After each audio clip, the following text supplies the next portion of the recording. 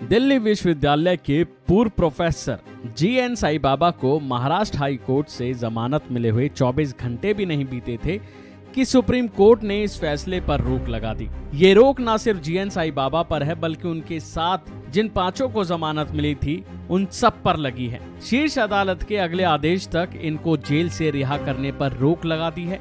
इस मामले में अब सुप्रीम कोर्ट 8 दिसंबर को अगली सुनवाई करेगा।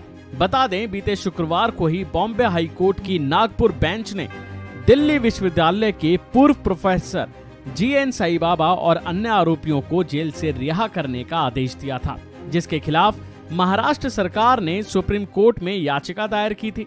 जिसके बाद सुप्रीम कोर्ट ने सरकार की याचिका को मंजूर करते हुए नोटिस जारी किया और आरोपियों की रिहाई पर रोक लगा दी। जाहिर है कि चरमपंथी माओवादियों से संबंध रखने और देशद्रोह के आरोप में जेल में बंद दिल्ली विश्वविद्यालय के पूर्व प्रोफेसर जी.एन. साई बाबा को रिहा करने का आदेश दे दिया गया था। शुक्रवार को बॉम्बे हाई कोर्ट की नागपुर बेंच ने यह आदेश जारी किया था कि साई बाबा को तुरंत जेल से रिहा किया जाए। बता दें, यह आदेश जस्टिस रोहित देव और अनिल पानसरे की बेंच ने जारी किया था। साई बाबा ने निचली अदालत के फैसले के खिलाफ हाई कोर्ट में अपील की थी। निचली अदालत ने 2017 में साई बाबा को आजीवन कारावास की सजा सुनाई थी। फिलहाल साई बाबा नागपुर सेंट्रल जेल में बंद हैं। साई बाबा के बारे में बताएं तो वो चलने फिरने में असमर्थ हैं। वह व्हील चेयर की मदद से चलते फिरते हैं। बेंच ने न सिर्फ साई बाबा बल्कि उनके साथ 5 अन्य आरोपियों को भी रिहा करने के आदेश दिए थे। दरअसल शारीरिक अक्षमता की वजह से व्हीलचेयर के सहारे चलने वाले साई बाबा इस समय नागपुर सेंट्रल जेल में बंद है।